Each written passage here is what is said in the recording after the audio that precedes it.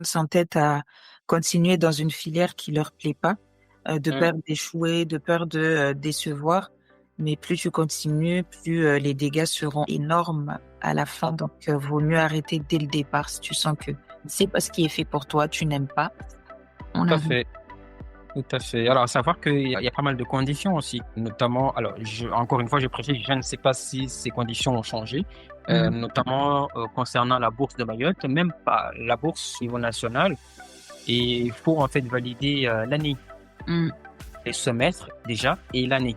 Donc, pour pouvoir continuer à percevoir les bourses. Ça, Mm. c'est une obligation. Donc, quand ça ne va pas la première année, bah, immédiatement, il faut réfléchir. Donc, avant même la fin de l'année, hein, je ne sais pas, réfléchir 6 mois en avance, 5 mois en avance. Donc, qu'est-ce que je pourrais éventuellement faire? Donc, la question de la réorientation. Bonjour Yaya, comment ça va? Bonjour Laetitia, très bien. Et toi? Je vais super bien, merci. Je voulais tout d'abord commencer par te remercier d'avoir accepté cette invitation. Je suis ravie de te recevoir sur Insulaire. Et pour commencer, Yaya, est-ce que tu peux te présenter à nos auditeurs? Qui es-tu? D'où viens-tu? Bah déjà, c'est un honneur pour moi de participer à cet échange. Donc moi, c'est Yahya Abdourahman, je suis né sur l'île de Mayotte et j'y vis actuellement. Voilà, une présentation rapide. Merci pour cette présentation. Et est-ce que tu peux nous parler un peu de tes passions, tes intérêts avant de continuer? Alors, mes passions et mes intérêts. Alors juste, je vais faire un petit aperçu sur mon parcours très rapidement. Donc après l'obtention de mon diplôme, donc je suis revenu sur l'île de Mayotte. Donc ça fait bientôt 5 ans. Donc j'enseigne l'histoire-géographie euh, au lycée de Kaouini. Donc je suis quelqu'un qui aime la lecture, j'ai pris goût à la littérature française, anglo-saxonne et surtout africaine. Je suis aussi passionné d'histoire de l'art et depuis 2 ans maintenant, je me suis mis à l'écriture de récits, de romans et j'en passe. Donc pour relater un petit peu, mon aventure hors de mon île natale, donc c'est vraiment une initiative personnelle. Donc depuis mon tout jeune âge, j'aime pratiquer plusieurs activités sportives. J'adore aussi faire de la recherche sur des thèmes un peu divers, hein. Je pourrais prendre un exemple sur l'agriculture, sur la démographie à Mayotte, Mhm. la question de l'aménagement durable des territoires et surtout la santé humaine. Donc, compte tenu de l'exposition et de l'évolution, de la société telle que nous la connaissons aujourd'hui à Mayotte. Et tu fais quoi comme sport? Je pratique le football et le basketball. Et en équipe, dans des équipes à Mayotte ou juste en mode sauvage? Non, pas en mode sauvage. Je suis licencié dans un club de foot. Après, pour le basket, bah, je joue. C'est une activité en fait que j'apprécie Mm. depuis très très longtemps. Donc, comme souligné dans la présentation, Mhm. donc ça fait bientôt 2 ans que je suis ici, hein, Mayotte. Donc, je me suis mis à l'écriture. Donc, je raconte un petit peu de tout, hein. Mon enfance, les difficultés rencontrées, ma période scolaire, notamment au lycée, et ensuite à l'université. Donc, on reviendra. Donc, l'écriture, c'est l'une de mes activités préférées, hein, puisqu'elle me permet de faire un topo, sur mon passé. Mhm. Elle m'aide aussi beaucoup à me surpasser Mm. et en parallèle, je suis aussi président d'une association, donc mais celle-ci, elle est basée à Métropole. Donc Mm. le but de l'association est de mener des actions en faveur de l'environnement, de l'éducation, du sport et du bien-être.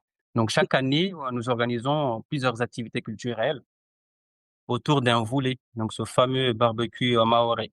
Donc c'est l'occasion de se retrouver, de se ressourcer, d'échanger et de passer de très, très bons moments. Et elle s'appelle comment l'association? L'association porte le nom de Konyomoja. Donc Konyomoja, KUS en fait, c'est, Konyomoja, Union sociale, solidaire et environnementale, KUS. Vous avez pas rajouté Oudzaloulou derrière? Ah, Koulibaly, Odzaloulou, ça Oudzaloulou. ça serait sympa, mais on n'y a pas pensé. Ça marche. Donc, merci pour cette présentation. Et avant juste de continuer, j'aimerais bien qu'on parle de ton métier et que ben, on le vulgarise un tout petit peu pour les jeunes. Je pense que ça Mmh, sera très simple. Tu as dit que tu es prof d'histoire, mais du mmh. coup, juste nous expliquer ton métier, le vulgariser de façon très simple pour des personnes qui seraient un peu plus jeunes et qui t'écouteraient et qui voudraient, par exemple, faire le même métier que toi. Alors, comme dit, ça fait bientôt 5 ans que je suis à Mayotte. Donc, j'ai été contacté donc depuis la métropole donc pour occuper ce poste d'enseignant Mmh. au second degré. Donc, c'est un métier où il faut beaucoup de la préparation, de la patience, parce qu'on est devant des élèves.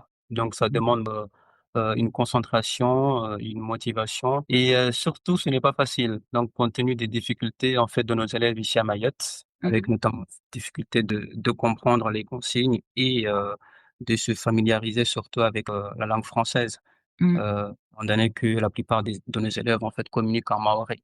Donc, ça rend les choses un peu plus difficiles.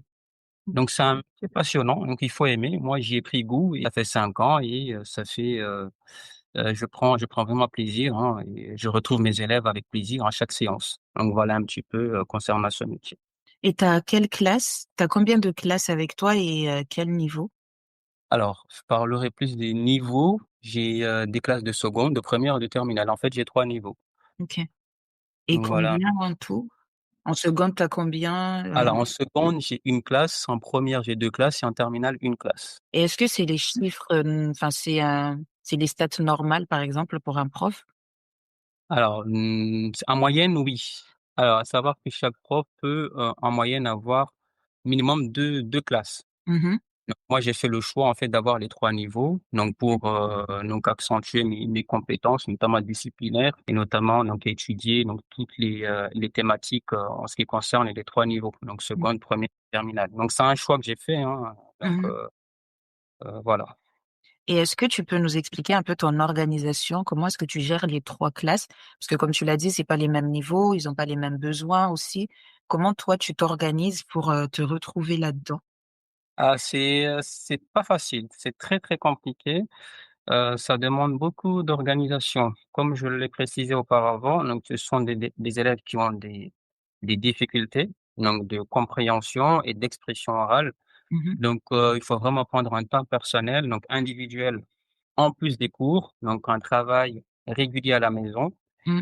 et aussi de se figer en fait sur les difficultés de chaque classe afin de pouvoir proposer, donc une séance adaptée à leur niveau. Donc, Mmh. une organisation, on va dire labyrinthique, parce que, c'est pas évident déjà, donc les 3 niveaux, donc d'organiser un cours Mmh. en sachant j'ai une classe de terminale, donc qui prépare le bac, donc ça Mmh. demande beaucoup de travail derrière.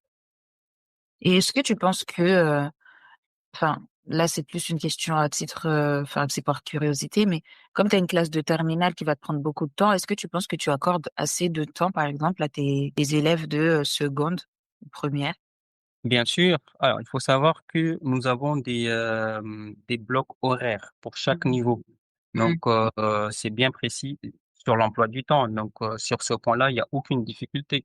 Donc, je prends autant de plaisir, en fait, à traiter une thématique avec la classe de première, Mmh. comme pour la classe de seconde, la classe de première. OK. Donc, il y a aucune différence entre les 2, entre les 3 niveaux, pardon. Ça marche et tout à l'heure, tu nous as parlé aussi des, difficultés à Mayotte où les élèves vont essentiellement parler, du coup, leur langue maternelle. Mmh. Comment est-ce que, par exemple, tu pallies ce problème-là? Parce que du coup, les cours sont en français, les manuels scolaires Oui, sont en français. oui. Comment comment est-ce que tu gères, du coup, ce problème-là de ton côté? Alors, d'une part, il y a des méthodes en fait qui ont été, donc plaidoyées par les chefs d'établissement, Mmh. donc qui sont celles de mettre en place des cours de soutien, Mmh. notamment sur l'expression orale et sur l'expression écrite. Donc ce sont des cours vraiment spéciaux.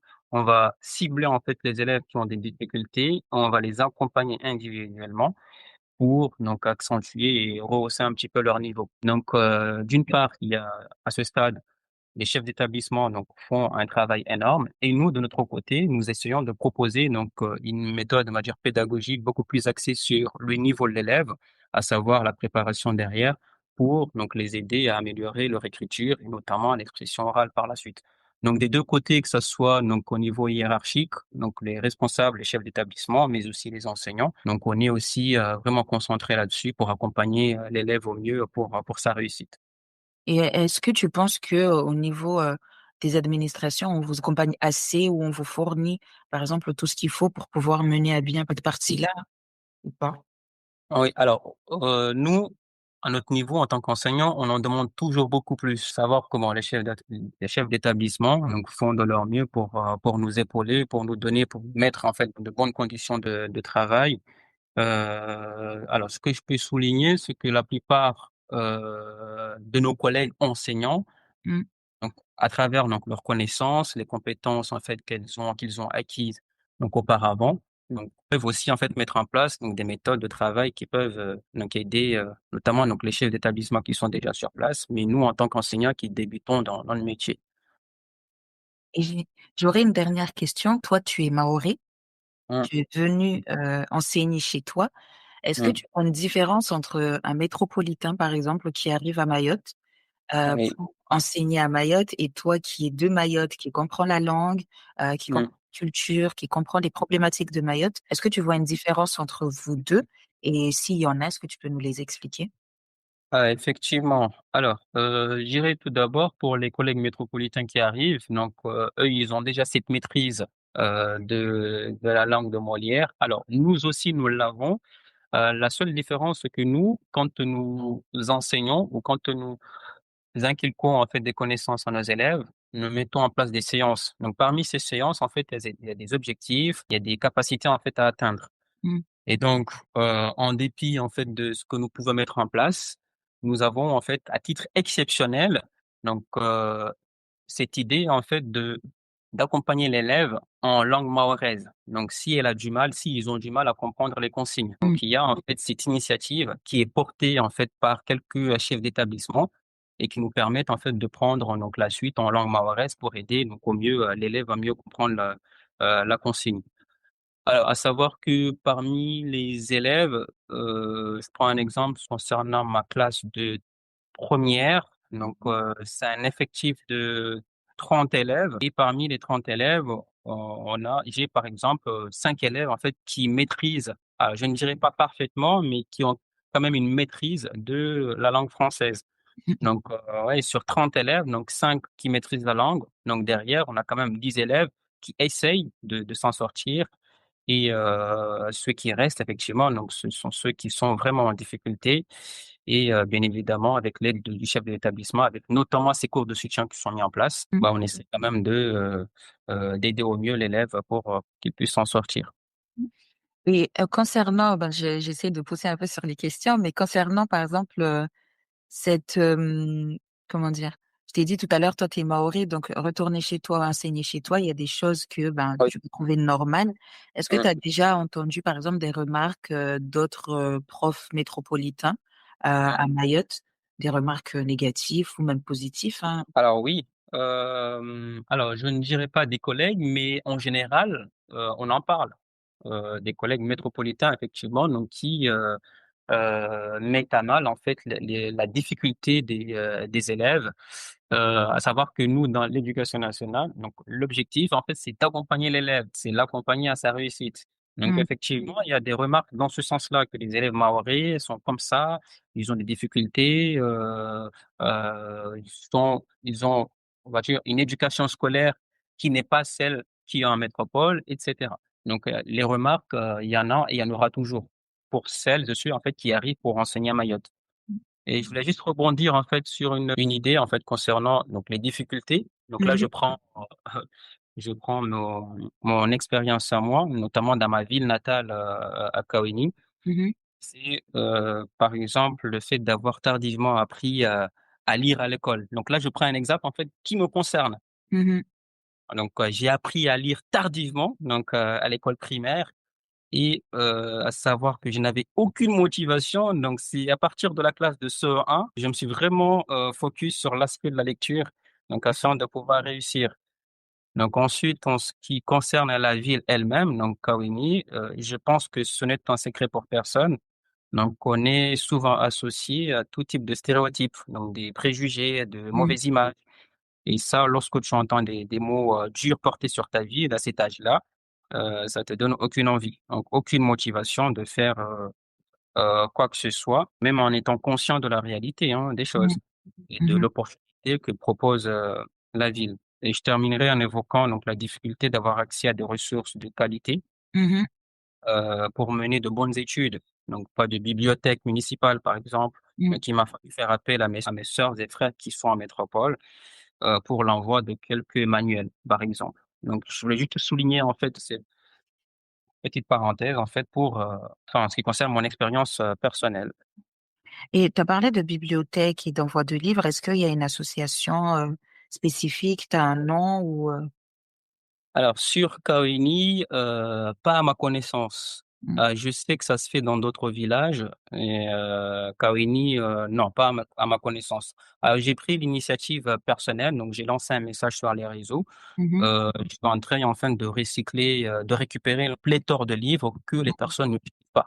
Donc je suis ouvert, en fait, à ce projet-là et pourquoi pas, par la suite, donc aider, les jeunes de mon quartier qui, lisaient, donc plus tard vont passer le bac, à les aider, mm. dans la réussite de leur parcours scolaire, notamment en français et pourquoi pas en histoire-géographie. Donc c'est parmi mes initiatives personnelles que je conduis en ce moment, donc la récupération et le recyclage des livres que les gens n'utilisent plus. Ça marche. De toute façon, on laissera ton contact en bas, donc les gens pourront te contacter si besoin. Donc, Mmh. on a pris du temps pour la présentation, mais c'était pour que les gens comprennent mieux ce que tu Mmh. fais et dans quel cadre tu le fais et où est-ce que tu le fais. Mmh. Donc, à part si tu as quelque chose d'autre à rajouter, on peut continuer sur l'interview. Non, ça me convient. Je pense que j'ai fait un petit peu le tour. J'ai résumé un petit peu donc ce que je fais et mon expérience aussi personnelle. Yes, tu l'as très bien fait. Voilà. Merci beaucoup. Donc, Donc, si on revient un peu en arrière, mmh, tu m'as dit que tu as grandi à Mayotte, à mmh, Kawini. oui, Est-ce que tu te souviens déjà à l'époque que tu avais, par exemple, soit toi, tu avais des difficultés, ou soit dans ton village, il y avait des difficultés qui auraient pu te faire dire oui, mais en grandissant, peut-être que ça sera un peu compliqué pour moi pour mes études scolaires, que ce soit un peu plus jeune ou même au collège, hein, collège, lycée. Est-ce que tu mmh. avais déjà en tête quelque chose, enfin, de négatif en te disant, ben, ça sera compliqué pour moi. Alors, pour ma part, en ce qui me concerne, moi, je n'étais pas du tout voué, en fait, aux grandes études. Mm, Ça, dès le départ, moi, dans ma jeunesse, c'était pas du tout ça que je voulais faire. Donc aujourd'hui, je suis enseignant, tant mieux, mais mhm, voilà, je ne me voyais pas, en tout cas, occuper un poste, donc aussi important. Alors on va aller par étapes. Alors ouais, c'est plus, donc lié à la notion de famille, un peu. Donc mhm, c'est un petit peu, familial, donc des histoires, en fait, qui se sont déroulées et à partir de là, bah, effectivement, donc les difficultés se sont accumulées. mhm. Donc, aucune envie, aucune motivation. Donc, je me suis livré à moi-même. Donc, malgré que la famille soit là, Mhm, sans pour autant donc les remettre en cause. Mais ça, c'est vraiment quelque chose de personnel. mhm, Donc, j'avais pas en fait, j'avais cette envie de ne rien faire, en tout cas. Donc, pour ma part. Donc, à partir de là, donc les difficultés se sont accumulées. Donc, d'où, si je reviens un peu, donc à ces difficultés scolaires, notamment liées à la lecture, à la compréhension des consignes pendant ma période à l'école primaire. Donc, c'était plus lié à la famille, hein, les mhm. difficultés. Donc, c'était vraiment un frein pour moi de voir un peu plus loin. Ça marche. Et du coup, ben là, si on part au lycée, surtout première, terminale, enfin, est-ce que tu as été dans un lycée professionnel ou général? Alors, concernant ma scolarité, en lycée, alors juste une chose, il faut savoir que moi, je n'ai jamais hésité, j'ai toujours voulu intégrer un lycée général. Mhm, Donc ça, c'est depuis, le collège, parce mhm, que j'ai fait, le collège de Dzoumogné. Ensuite, voilà, donc j'ai toujours voulu intégrer le lycée, l'actuel lycée, Bamana à Mamoudzou, donc en l'occurrence un lycée général. Donc j'ai réalisé un bac ES, donc économique et social, mhm, durant lequel j'ai pu avoir un aperçu, sur le monde. Parce que ce qu'il faut savoir, c'est que ce baccalauréat est l'une des 3 anciennes séries de la voie générale du lycée. mhm, Donc les 2 autres étant la série littéraire et la série, scientifique, donc bac mhm, S et bac L. Donc le bac que j'ai préparé, donc c'était un bac, on va dire pluridisciplinaire, qui m'a permis quand même d'avoir des connaissances, beaucoup plus équilibrées, notamment en français, en langue, mhm, en histoire, donc des compétences géographiques aussi, mais surtout avoir une culture générale axée sur la science, l'économie et le social. mhm. Bon, Et voilà un petit peu. Mmh. Pardon, je t'ai coupé. Non, vas-y, vas-y. J'allais te demander quel genre de lycéen tu étais du coup en seconde, en première terminale. Est-ce que tu étais plus studieux? Est-ce que tu avais un suivi derrière? Est-ce que tu avais des personnes avec qui tu révisais, par exemple? Alors, pour ma part, j'étais beaucoup plus studieux. Mmh. Alors comme je l'ai précisé dans la présentation, je suis quelqu'un qui a pris goût à la lecture, à la recherche. Mmh mh. Donc franchement, donc j'étais vraiment concentré à mes études et j'étais poussé derrière par la maman, hein, qui était toujours là, Mmh. qui faisait le tout, en fait, pour que ses enfants puissent réussir. Donc moi, je me suis dit: «Bah, il faut que j'aille jusqu'au bout». Je n'ai jamais raté un cours et mes bulletins le justifient aujourd'hui. Donc j'étais Mmh. toujours présent et très, très, très studieux. Et comment est-ce que tu t'es préparé, par exemple, pour le bac? Ouh là, donc la préparation, c'est pas chose facile. Il faut savoir que ça demande une organisation pointue, Mmh.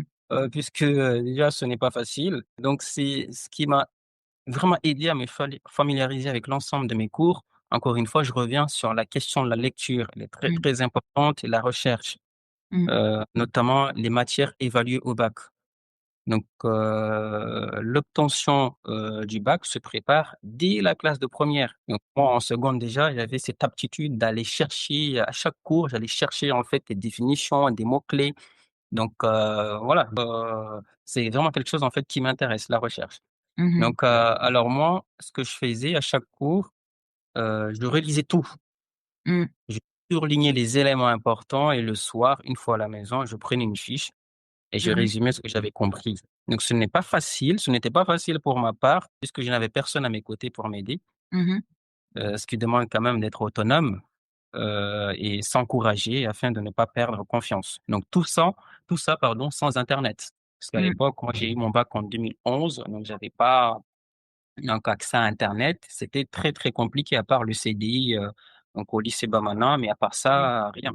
Donc c'était vraiment compliqué, mais j'avais, donc cette force, donc le mental en fait d'aller plus loin. Mmh. Donc je n'ai jamais abandonné. Et est-ce que parce que tout à l'heure, tu nous as dit que tu as fait le collège à Dzoumogné, Oui. connaissent pas Mayotte, c'est au nord et du coup le lycée, au lycée Bamana, Bamana c'est Kaweni ou Mamoudzou? Je sais plus. Alors le lycée Bamana, c'est Mamoudzou. C'est Mamoudzou et Mmh. est-ce que tu as vu une différence entre les 2? Alors entre le collège et le lycée? Oui. Alors ça change quand même, hein. C'est vraiment, déjà quand on arrive, au collège, on est encore des, entre parenthèses des gamins, donc on n'a pas encore cette maturité. Mmh. Et quand, après le brevet, donc on passe en classe de seconde, donc le lycée, c'est autre chose, hein. Les cours sont différents, les attendus, en fait, des professeurs sont vraiment élevés et s à savoir que le lycée général, donc ça porte bien son nom, général, donc les élèves qui sont dans la même classe que toi, bah, ont aussi des compétences, des connaissances vraiment pointues. Donc, il y a vraiment cette histoire de domination. Donc, il faut tout faire en fait pour être parmi en fait ce beau monde. Donc, Mmh. cette question aussi d'intégration. Donc, effectivement, donc le choc, il y a quand même un choc, hein, entre le collège et le lycée. Ça marche et au niveau de l'accompagnement, est-ce Mmh. que, tu as vu un accompagnement qui était, différent ou est-ce que c'était le même finalement? Tu pas forcément ressenti de différence? Alors l'accompagnement et bah, pour ma part, il était quand même différent, du fait aussi des enseignants en fait qui étaient toujours là, donc qui t'accompagnaient, hein, quand tu avais besoin d'aide. Mmh. Au collège, j'avais pas remarqué ça au collège, donc c'est vrai, donc il y a cet encadrement, mais Mmh. c'est pas comme au lycée. Il y a certes une sorte de liberté, donc en lycée, Mmh mh. mais quand même les enseignants sont là parce qu'ils savent à la fin, en fait, il y a le bac à préparer. Mmh. Donc dès la classe de seconde, en fait, tu sens déjà, en fait, le sérieux et à travers notamment la communication avec les enseignants, tu sens que là, ça ne va pas rigoler, donc il faut vraiment s'y mettre et ça dès la classe de seconde et la classe de première, il y a donc le bac, de français, donc l'épreuve de français anticipé. Mmh mh. Donc déjà, ça se prépare dès la classe de seconde.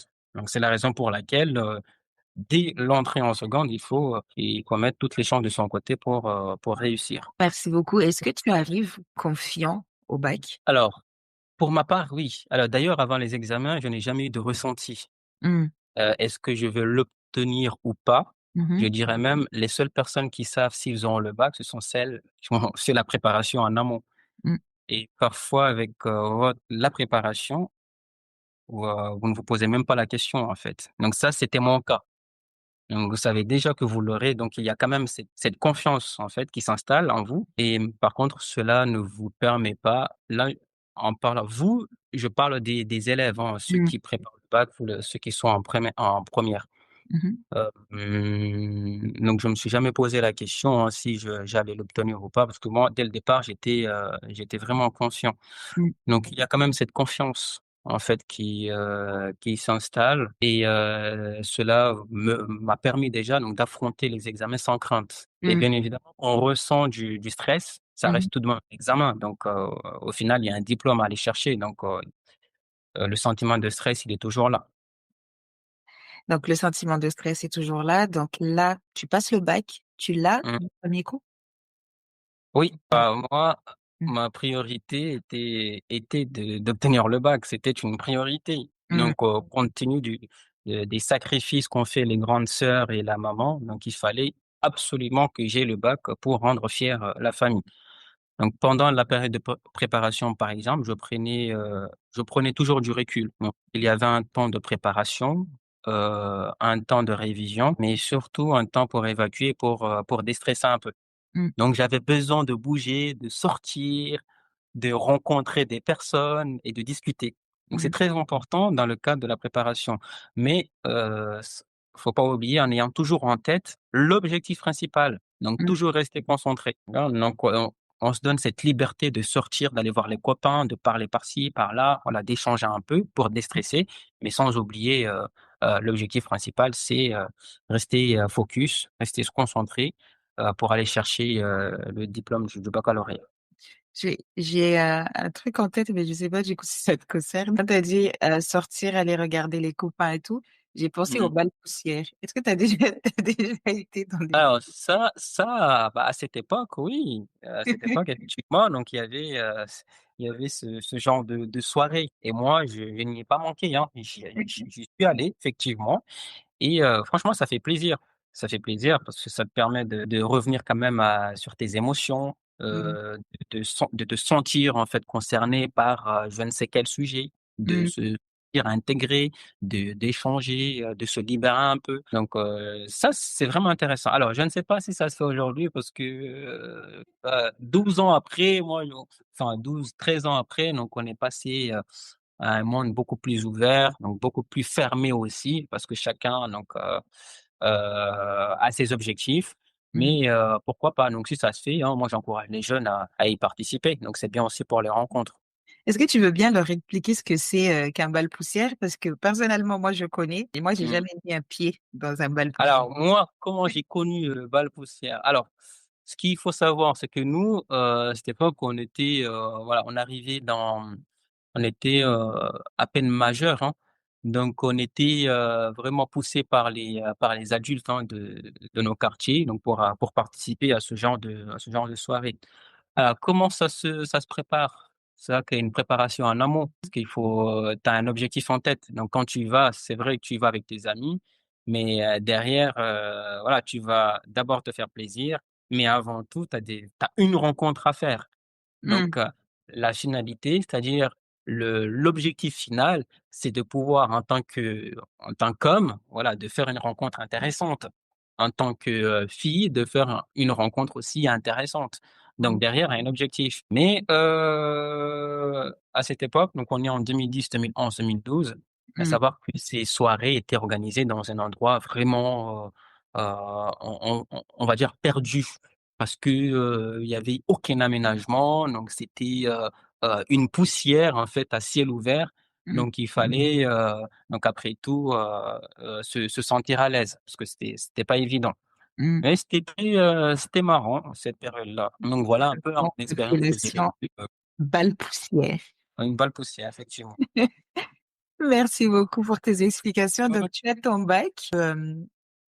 Est-ce que tu veux rester à Mayotte?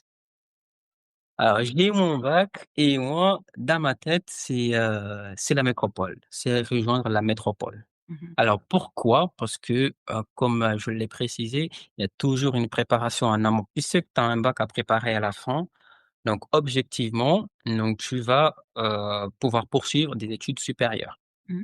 Donc effectivement, à Mayotte, il y a des choix, mais bon, il y en a pas plusieurs, mais il y a quand même des choix pour rester sur l'île et Mmh. cetera. Mais, moi, j'ai fait le choix de partir en métropole pour, donc poursuivre mon cursus universitaire. Parce que c'est pas évident, Mmh. c'est pas facile de quitter son île, Mmh. la famille, surtout quand il s'agit de la première fois. Franchement, c'est pas vraiment top. Et comment est-ce que tu t'es, préparée? Alors, moi, la préparation, on va dire, elle était facile pour ma part. Mmh. Alors, d'un côté, j'ai toujours eu cette envie donc de partir et de l'autre côté, ma maman donc elle était à Mayotte, à ce moment-là, mais j'avais quand même une grande sœur qui était à cette époque, en métropole, donc qui Mmh. faisait leurs études supérieures. Donc pour ma part, c'était pas vraiment une difficulté. Mmh. Mais par contre, la préparation, elle demande vraiment, vraiment du temps. Parce à savoir que avant de partir, vous avez quand même une affectation. Donc l'affectation, où est-ce que je vais? Est-ce qu'il y a des gens que je connais? Voilà. Donc toutes ces questions, donc vous reviennent en tête et ça paraît très, très compliqué quand il n'y a pas de préparation et moi, Mmh. pour ma part, franchement, j'ai eu aucune difficulté.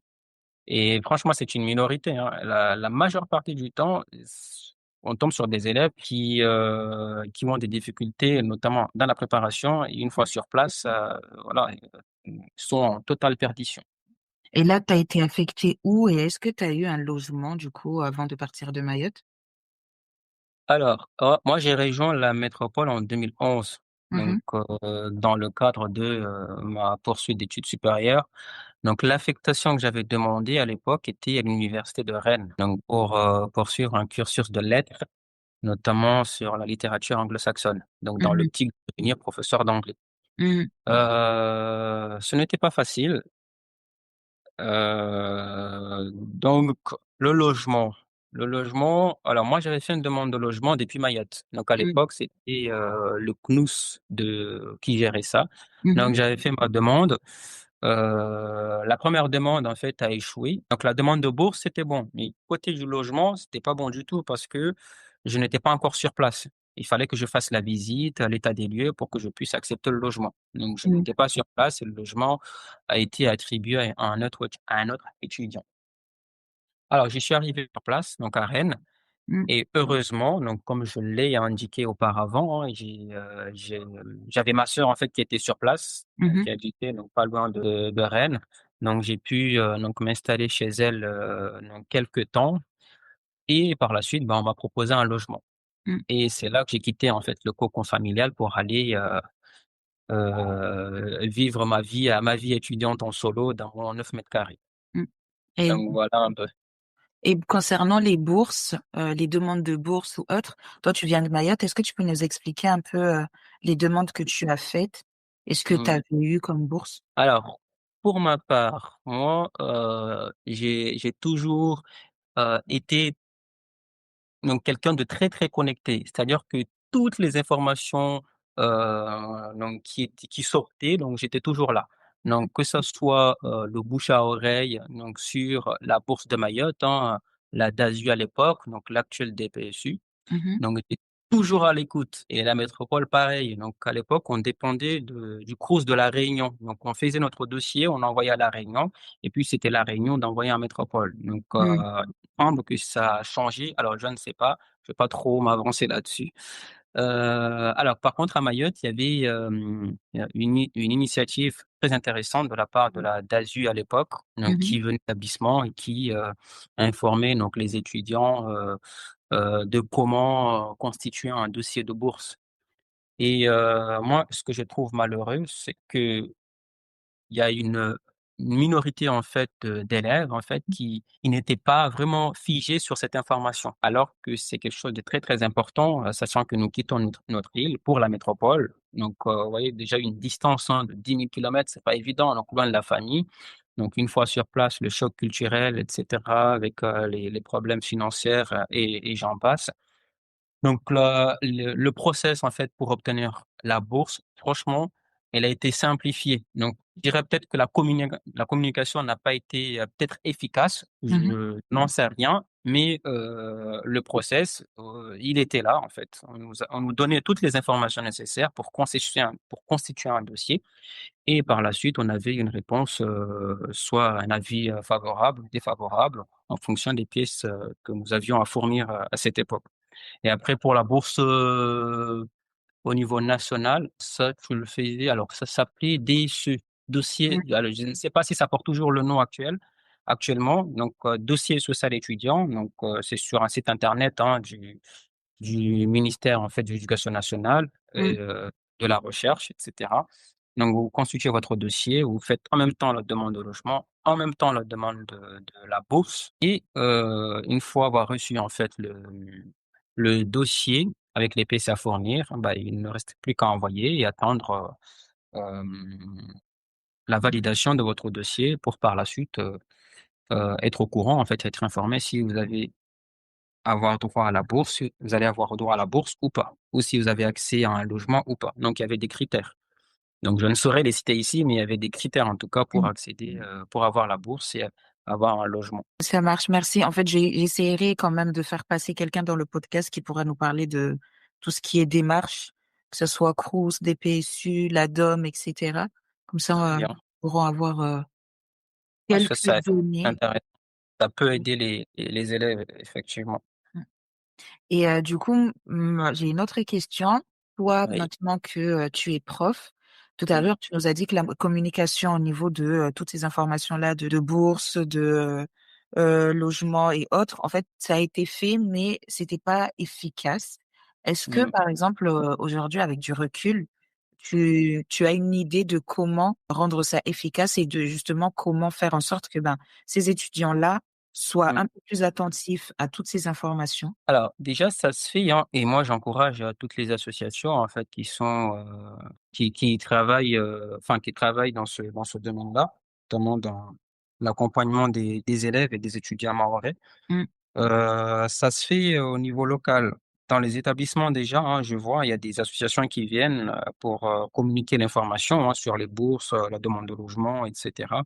L'accompagnement des élèves au niveau national et j'encourage déjà cette initiative et je pense qu'il y a peut-être un manque de visibilité, à peut-être beaucoup plus de présence en fait dans les établissements et une visibilité sur les réseaux, pas seulement, mais aussi sur les médias. Mmh mh.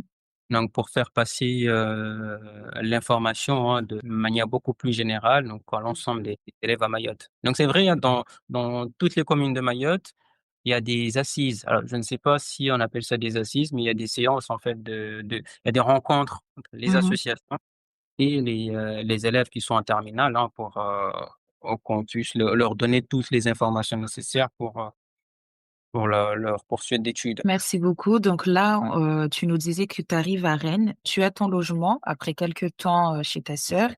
Oui, Tu commences tes études en licence, c'est bien ça? c'est ça. Est-ce que tu peux nous parler un peu de ta première année? Comment est-ce que ça s'est passé? Et juste une question avant, est-ce que c'était ta première fois en France ou tu avais quand même l'habitude de venir pour les vacances? Alors moi, ce n'était pas la première fois. Donc j'avais, donc cette habitude pardon de venir en France pendant les vacances, donc les vacances d'été. Mmh mh. Donc chaque été, hein, on rejoignait la métropole en famille, et Mmh. cetera. Donc c'était, la première fois en tant qu'étudiant, on Mmh. va dire ça comme ça. Mmh. Mmh. Tout Et seul? voilà, seul, solo surtout. Donc moi j'étais, on va dire pour répondre à tes questions, Mmh mh. j'étais un vrai nomade. Donc j'ai parcouru pas mal de régions en France Mmh mh. pour mes études, donc j'y reviendrai un peu plus tard. Mmh.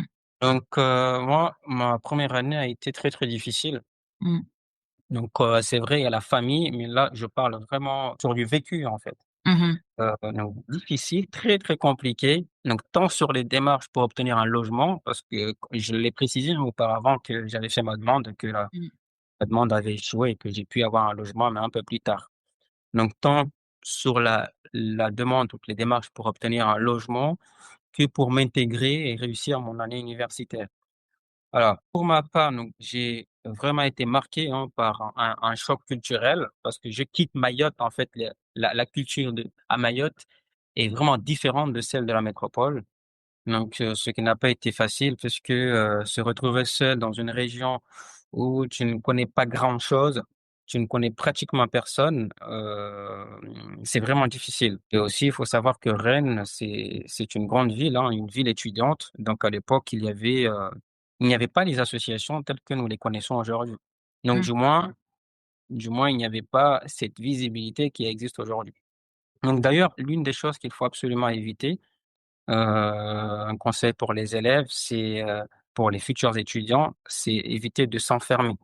mmh, Donc je conseille plutôt aux étudiants de s'intégrer, d'aller vers les gens, de forcer, d'ouvrir, certaines portes, ne mmh. jamais avoir honte, ne jamais avoir peur de demander conseil, et cetera. Donc voilà un petit peu pour répondre à ta question. Merci beaucoup et donc tu nous as dit que ta première année a été très difficile. Mmh. Est-ce que c'est aussi au niveau, des cours ou c'est vraiment plus, l'environnement? Comment est-ce que ça s'est passé vraiment au niveau, de la licence? Ah, c'est pas forcément au niveau de l'environnement, donc j'ai envie de dire c'est plus en fait dans la méthode, donc le Mmh fonctionnement même du cadre universitaire. Donc mh. c'était très, très compliqué, hein, les cours magistraux par-ci, les TD par-là. Donc il faut vraiment être, on va dire organisé pour ne manquer aucune information, Mmh parce que tout se passe, en ligne en fait. Parce qu'on a des adresses mail, au niveau universitaire, tout se passe, dessus. mh. Donc, alors, de par l'organisation, la méthode de l'enseignement dans les universités françaises, enfin cette méthode, elle était, pour ma part très, très compliquée. Parce que, non seulement je n'ai pas l'habitude et chose qui ne m'a pas facilité la tâche, c'est cette question d'intégration. Mmh. Je me retrouve seul en fait dans une, amphithéâtre, hein, de 800 places. Donc vous imaginez donc le nombre de personnes qu'il y a dedans. Donc, seul, livré à vous-même, donc Mmh. vous écoutez un professeur, vous prenez note et par la suite, en fait, vous essayez de vous organiser pour pouvoir, donc vous faire, en fait, votre propre résumé, en fait, du cours que vous venez d'assister. Mmh. Ouais, déjà, il y a cette méthode-là, donc, l'enseignement universitaire, déjà, d'une part, c'est très, très compliqué et nous, en fait, qui quittons Mayotte, bah, encore, c'est encore beaucoup pire parce qu'on n'est pas préparé à rencontrer ce monde-là et une fois sur place, bah, la réalité, en fait, nous tombe dessus et c'est là que les difficultés, commencent. Et est-ce que tu arrives à valider, ta première année du premier coup? Alors oui, moi, pour ma part, oui, j'ai réussi à valider ma première année. C'était pas évident, parce que dans les universités, en fait, ils fonctionnent par points. Mmh. ECPC s'appelle comme ça. Donc ECPC, je ne sais pas si je me trompe, hein, mais c'est EC, un truc comme ça. Donc ce sont des Mmh. points qu'il faut, valider, chaque semestre et moi, bah, pour ma part, avec le travail que j'ai fait, bah, j'ai réussi tout de même à valider mon année. Et c'est Donc quoi ta méthode, c'était quoi ta oui, méthode de travail pour que les gens puissent, parce que je pense que tu es au courant que oui. il y a les stats qui disent que, je sais plus combien de pourcentage d'étudiants ratent leur première année et tu fais partie de ceux qui n'ont pas raté leur première année. Donc est-ce que tu peux nous expliquer un peu comment est-ce que tu t'es préparé, sur ta première année? Alors pour ma part, je n'ai pas hésité, en fait, à faire des rencontres avec, des camarades de classe. Mmh Donc des métropolitains, donc je n'ai pas évité à faire des rencontres pour faciliter mon intégration. Donc ensuite, les BU, les bibliothèques universitaires, un outil extrêmement important pour les étudiants, pour tous les étudiants. C'est mh. gratuit, vous y allez, vous vous posez, vous travaillez, vous faites vos recherches et franchement, ça aide énormément.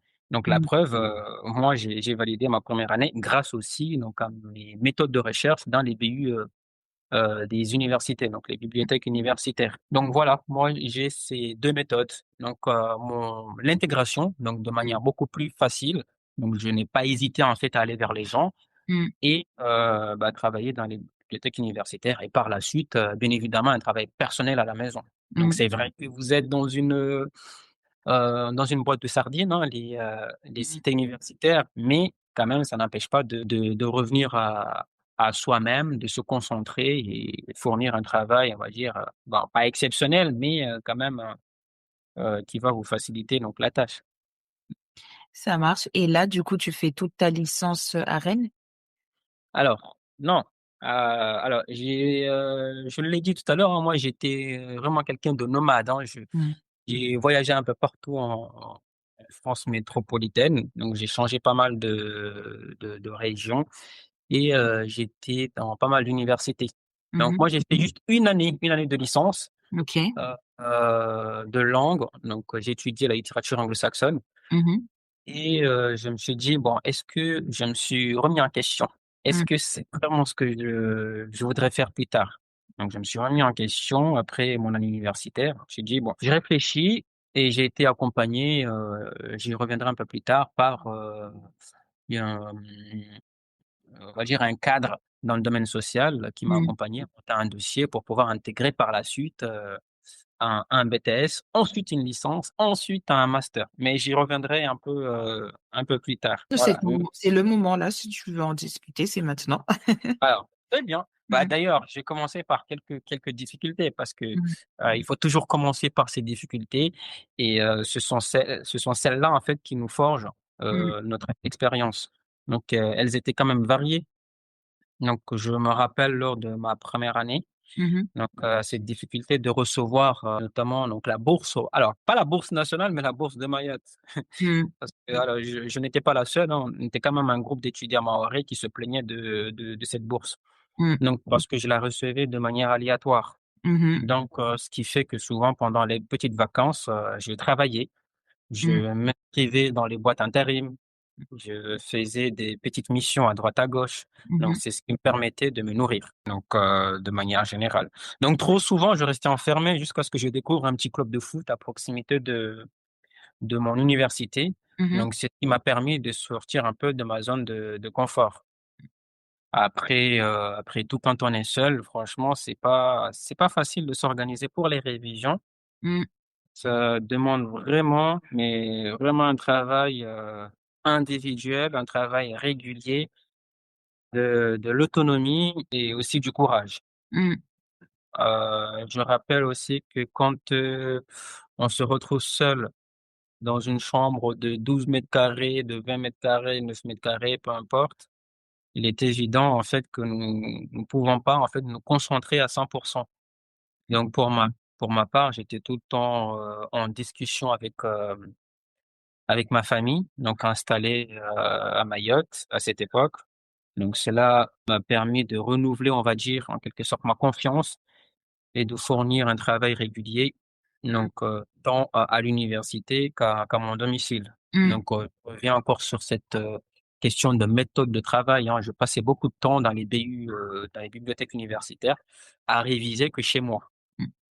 Parce qu'à à la maison, c'est vrai que c'est pas évident. Donc vous êtes voué à d'autres types d'activités et vous oubliez, en fait, le principal. Et Voilà. tout à l'heure, tu nous as dit que tu as été quand même assez nomade et tu as Mmh, commencé à citer un peu les universités, tu as pas fini. Donc tu as mmh. commencé première année, de licence à Rennes, puis tu as enchaîné en BTS où? Mmh. Alors j'ai enchaîné en BTS. Alors j'ai précisé la ville juste après. Donc juste pour rebondir en fait sur un point, notamment qui va peut-être intéresser les élèves. Moi en fait ma réussite en fait je le dois à ma méthode de préparation. Donc c'est-à-dire que je faisais des fiches, de préparation en amont, donc à chaque cours, ou sinon si un enseignant nous parlait d'une notion importante, donc je faisais des recherches. Donc voilà les fiches de révision pour les partiels. Alors, avant de te répondre donc sur le BTS, faut savoir aussi que donc les années à la fac, surtout les miennes, heu, je donne un peu mon ressenti. Mmh mh. Donc ont été les plus belles années de ma vie. Donc parce que, de par les rencontres merveilleuses, donc des cultures différentes, des amis donc partout en Europe. Donc ce lien existe depuis toujours. Donc aujourd'hui, on a toujours gardé en fait ce lien, avec, donc mes camarades, de l'université de l'époque, donc un peu partout en Europe. Alors BTS, Mmh. alors moi j'ai fait un BTS,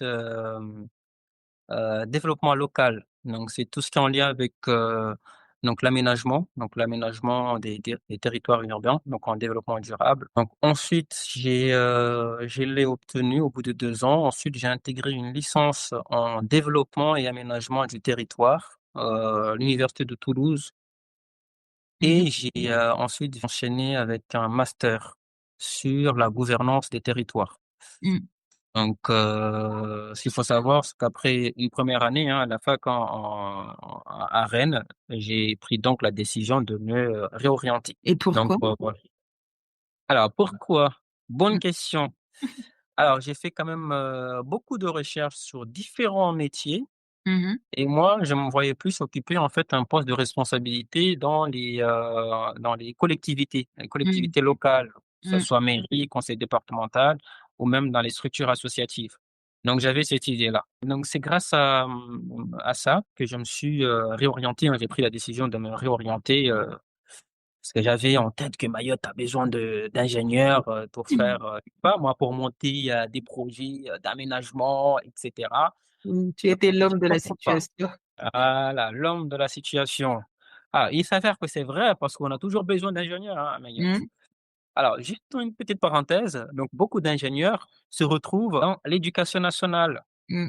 Donc, juste une petite information. Donc, ils sont bloqués là-bas.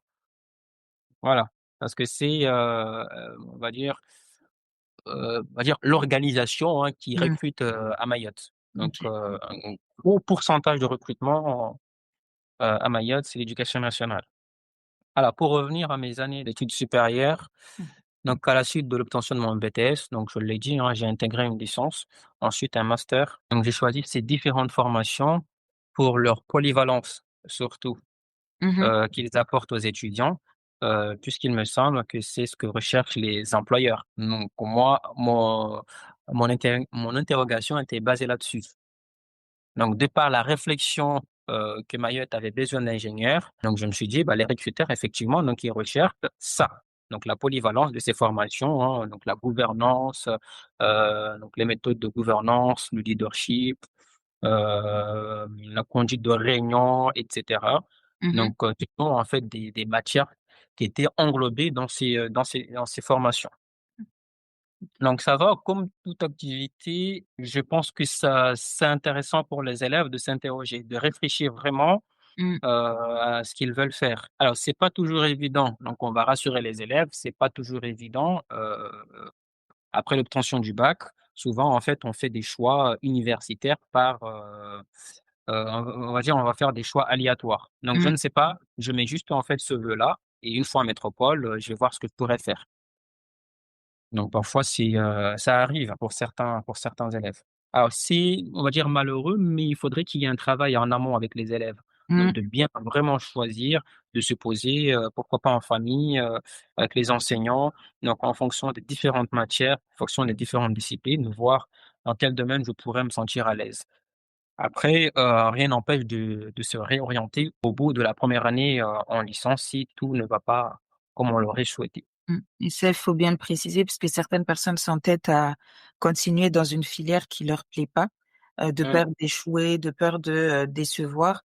Mais plus tu continues, plus les dégâts seront énormes à la fin. Donc, vaut mieux arrêter dès le départ si tu sens que c'est pas ce qui est fait pour toi, tu n'aimes pas. On tout à arrête. fait. Tout à fait. Alors, à savoir qu'il y a pas mal de conditions aussi, notamment, alors, encore une fois, je précise, je ne sais pas si ces conditions ont changé, Mhm. notamment concernant la bourse de Mayotte, même pas la bourse au niveau national. Et il faut en fait valider l'année, Mm. les semestres déjà et l'année. Donc, pour pouvoir continuer à percevoir les bourses. Donc, ça, Mm. c'est une obligation. Donc, quand ça ne va pas la première année, bah, immédiatement, il faut réfléchir. Donc, avant même la fin de l'année, hein, je ne sais pas, réfléchir 6 mois en avance, 5 mois en avance. Donc, qu'est-ce que je pourrais éventuellement faire? Donc, la question de la réorientation. Mhm. Voilà. Donc ça marche, merci beaucoup. Et est-ce qu'on peut rentrer un peu sur ta recherche de stage? Est-ce que tu peux nous dire où est-ce que tu as fait tes différents stages et comment est-ce Mm. que tu as fait pour les trouver? Les stages, les fameux stages pour valider les années, c'est pas évident, la recherche de stage. Après, comme toute activité, la recherche de stage, ce n'est jamais facile. Mmh. Faut vraiment mettre, toutes les chances, en fait, de son côté. Donc travailler sa lettre de motivation, par exemple, son CV, Mmh. de manière très, très professionnelle. Mmh. Ce qu'il faut savoir aussi, c'est qu'on n'a pas ça c'est un dicton, hein, on n'a jamais une seconde chance de faire une première bonne impression. Ça Mmh. c'est dit et c'est confirmé. Donc pendant la recherche de ça, il faut se donner à fond. Dès les premières recherches, moi, en ce qui me concerne, je n'ai jamais hésité à demander de l'aide sur Mmh. l'écriture, la forme, le fond, tout ça. Donc sur les éléments, qui doivent apparaître en fait sur la lettre de motivation, que ça soit le CV.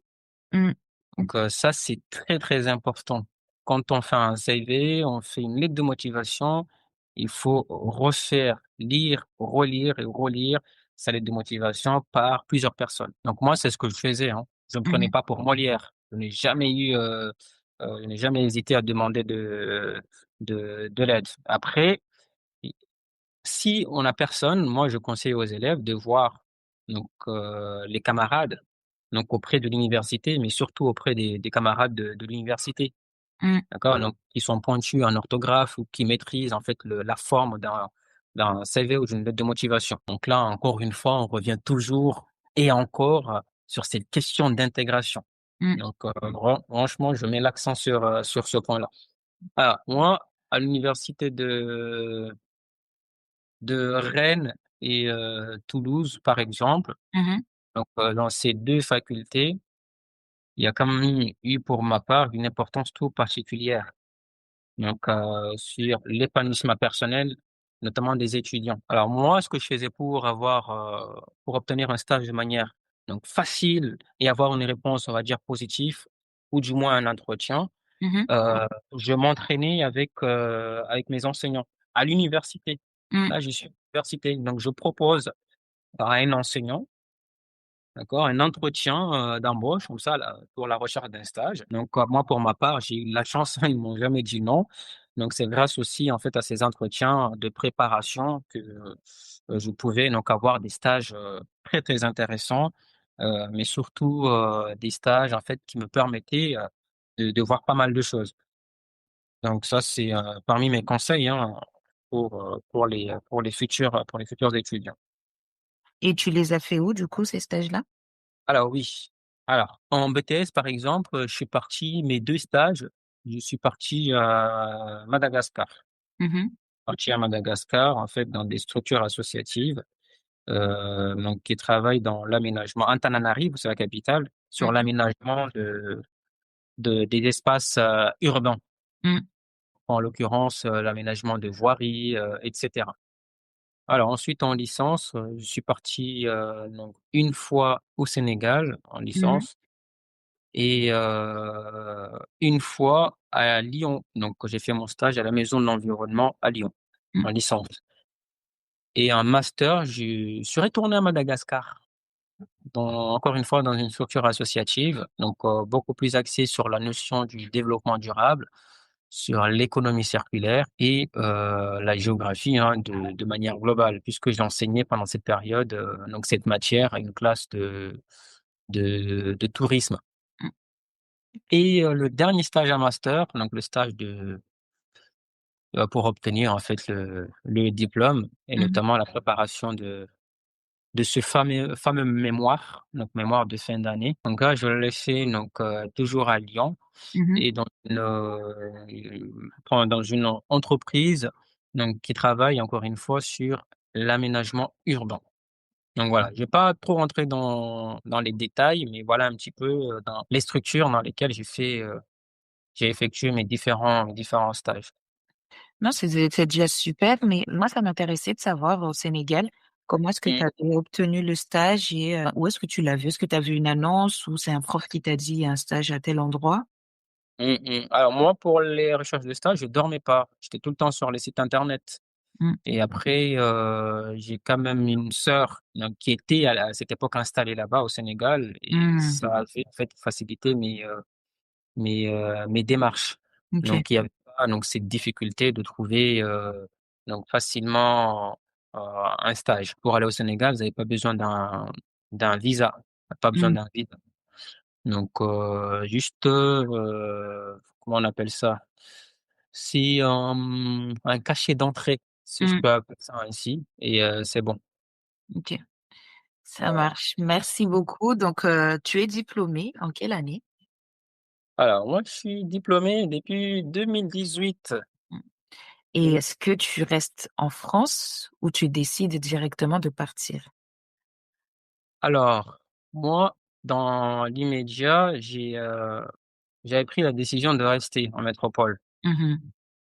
parce que, là, je suis rentré de mon stage, donc j'étais à Lyon et j'ai fait un stage aussi, donc je retourne un petit peu en arrière, donc le stage Mmh, à Madagascar, donc après cela, donc ça m'a permis en fait de réfléchir. J'avais une idée de soit rester en métropole, soit de repartir à Madagascar. mmh, Donc j'avais un poste de chargé de mission, donc développement durable et économie circulaire à Madagascar, mais j'ai pris du temps quand même à réfléchir mmh. et une autre, offre m'est tombée dessus, à Lyon, donc j'ai choisi donc celle, à Lyon, donc À en tant Lyon, que c'est pourquoi? chargé de mission Mmh mh. environnement, donc j'ai fait 3 mois et ensuite, j'ai vu donc cette opportunité, hein, qui s'est présentée à moi, Mmh. sans pour autant donc avoir, cette volonté en fait de venir sur Mayotte. Mmh. Que le rectorat de Mayotte donc cherchait des enseignants, donc j'ai postulé sur leur site, à Chloé et quelques jours après donc j'ai reçu un appel de l'inspecteur, donc après échange, quelques heures après, j'ai eu, donc la réponse que j'ai été, recruté pour occuper ce poste d'enseignant à Mayotte et maintenant ça fait 5 ans que je suis Mmh. enseignant et je m'y plais bien. T'y plais bien et tu comptes, continuer dessus, encore? Ah exactement, exactement. Donc là ça va faire 5 ans. Mmh mh. Donc comme j'ai dit, hein, je m'y plais bien, donc je compte, y rester. Et Ah juste, oui, vas-y, oui? vas-y, vas-y. Non, Vas-y. dis-moi, je pense que ce serait, Ah, je vais juste revenir, sur un point, donc sur, les moments donc passés dans les universités en métropole, mmh, notamment sur le parcours universitaire. Notamment, il y a alors je ne sais pas si ça existe encore, donc c'est aux élèves en fait d'aller chercher cette information. Donc dans le cadre de la recherche de stage, il y a dans les universités, des médiateurs sociaux. Alors mmh, pas les médiateurs académiques, hein, ceux qui s'occupent des étudiants mahorais. Non, vraiment dans les universités, il y a des médiateurs sociaux, donc dans chaque académie en fait qui accompagne les élèves sur la question de l'orientation, mmh mh, mais sur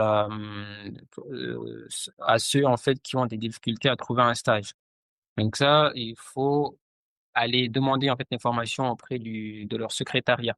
Donc si mmh. ça existe toujours, je sais pas, je lance cette information comme ça, donc c'est, aux élèves en fait d'en profiter et pourquoi pas aller demander. Alors surtout et pour finir sur les stages, on va dire sur les stages conventionnés, Mmh mh. donc après la difficulté dans la recherche, cela reste quand même un atout indéniable dans l'acquisition d'expérience.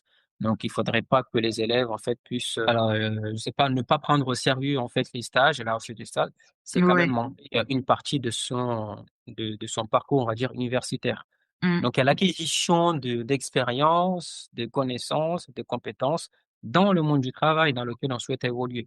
Donc il faut vraiment prendre ça ne pas prendre ça à la légère et surtout, le prendre avec sérieux et détermination. Ça marche. Donc, merci beaucoup, pour toutes ces informations. On va passer sur la fin de l'interview.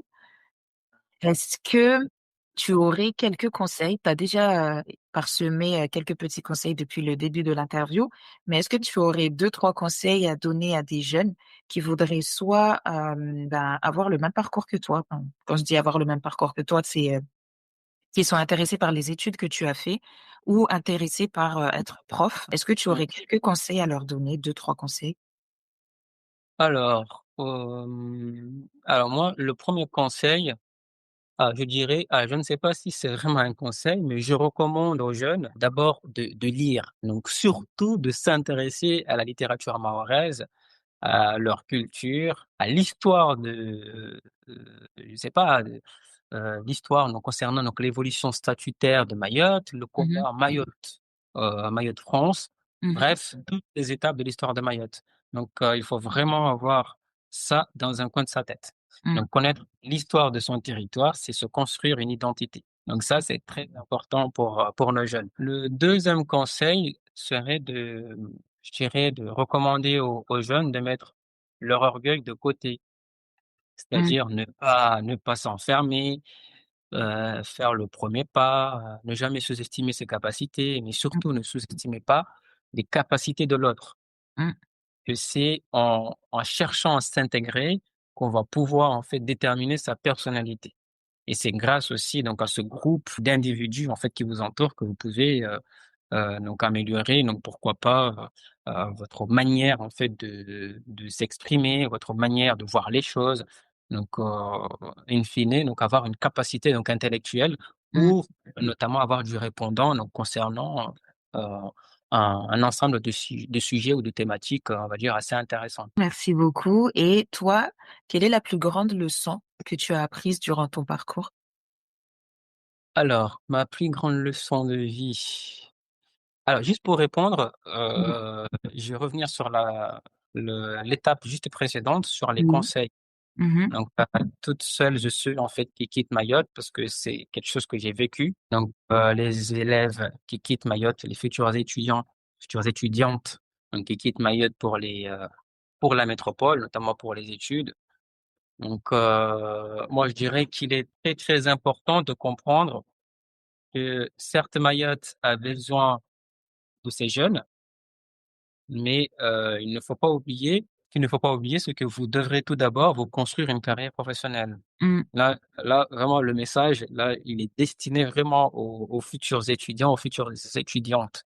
Mmh. Donc ces jeunes-là, donc ils doivent tout d'abord se construire une carrière professionnelle costaud, je dirais même significative avant de revenir en fait, sur Mayotte. Mmh.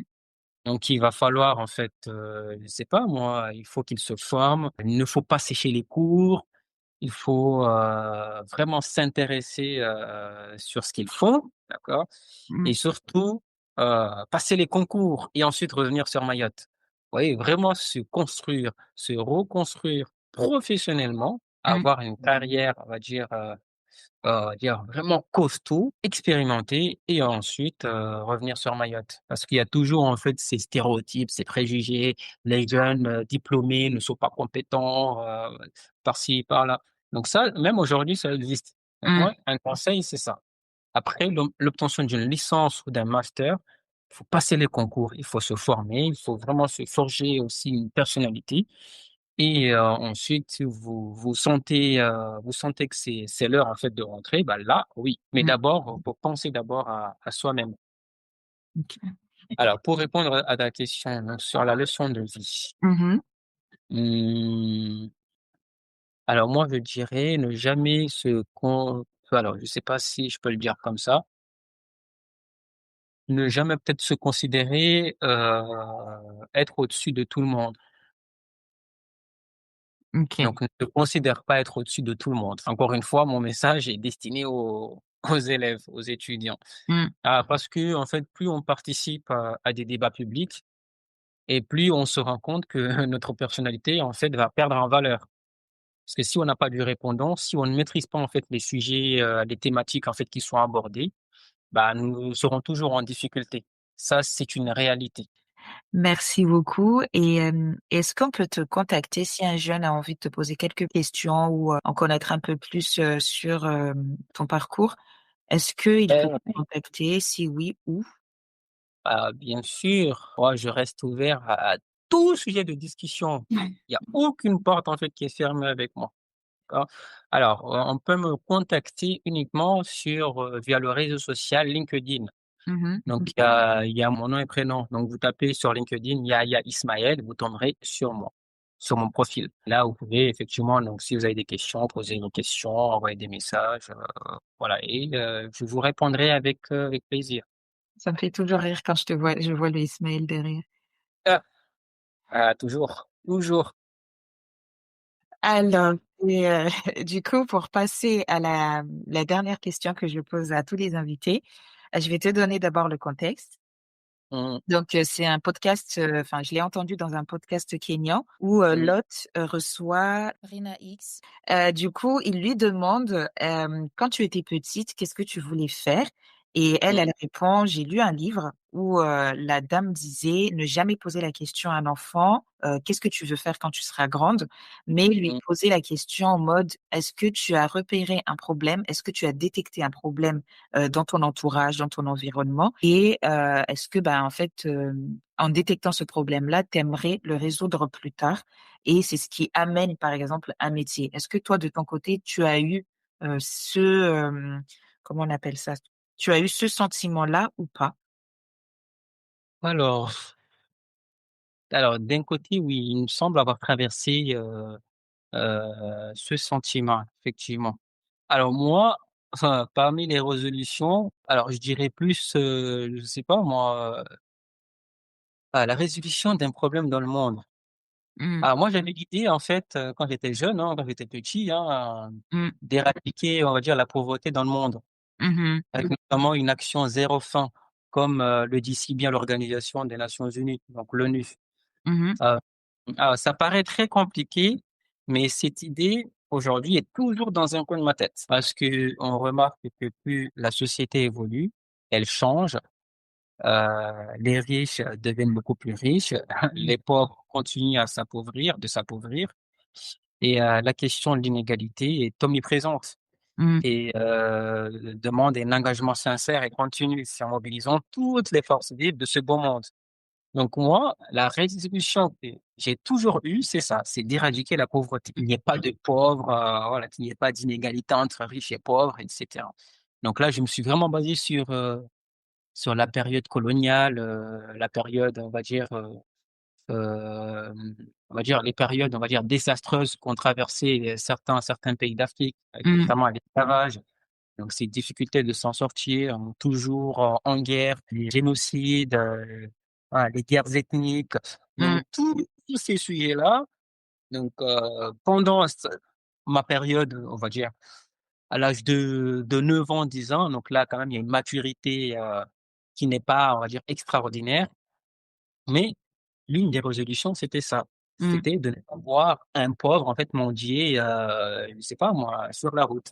Voilà, Mmh. c'était vraiment je sais pas si j'ai été clair, mais c'est ça. Éradiquer, on va dire supprimer cette pauvreté, qu'elle n'existe plus, voilà, qu'on laisse la chance à tout le monde, que, je sais pas moi, les personnes issues des pays en difficulté puissent aussi avoir un avenir, meilleur. Et cetera. Donc que les enfants, donc les jeunes filles en fait puissent avoir une éducation meilleure, les jeunes garçons donc puissent aussi, c'est pas moi, rester dans cette quête, voilà, inébranlable de réussir, de rejoindre, je sais pas, la métropole, ensuite revenir pour s'installer durablement en Afrique. Ouais, Mmh. c'est toujours le continent mère, l'Afrique, Mmh. ça reste pour moi une source d'inspiration. Moi, ça me rappelle un livre que j'ai lu, il y a un auteur, il s'appelle, si je ne dis pas de bêtises, c'est un Sénégalais qui s'appelle, Mohamed Mbougar Sarr. Mmh. Ah, le titre, c'est «La plus secrète mémoire des hommes». Dans ce livre, il décrit bien, en fait, la situation à travers plusieurs personnages, donc la situation, en Afrique, donc la période, on va dire, coloniale, le Mmh. silence en fait, qu'a régné en Afrique, donc depuis, le fameux donc commerce triangulaire entre l'Afrique, l'Europe et l'Amérique latine. Oui, donc tout un panel de sujets, en fait, donc il essaye de mettre en lumière pour comprendre un petit peu donc la difficulté, qu'a traversé donc les peuples africains. Donc voilà un petit peu, ma résolution, en tout cas, éradiquer la pauvreté. Mmh. Égalité pour tous, voilà. Merci beaucoup pour toutes tes réponses. J'espère que, ben, certains étudiants seront vraiment inspirés par ton parcours et si besoin, ben, ils viendront te chercher sur LinkedIn. Merci beaucoup. Je l'espère. Bah, je te remercie, Laetitia. Merci beaucoup et à très vite À très vite. et courage à nos chers élèves, les futures étudiantes et étudiants surtout. Ne lâchez rien. Yes, on va faire bouger les stats. Tout à fait. Merci encore de nous avoir écoutés. J'espère que tu as pris autant plaisir que nous lors de l'enregistrement à écouter cet épisode. N'hésite surtout pas à nous laisser 5 étoiles si l'épisode t'a plu, nous laisser un petit commentaire pour nous faire part de tes retours. Quant à moi, je te dis à très vite avec un nouvel invité dans Insulaire Podcast.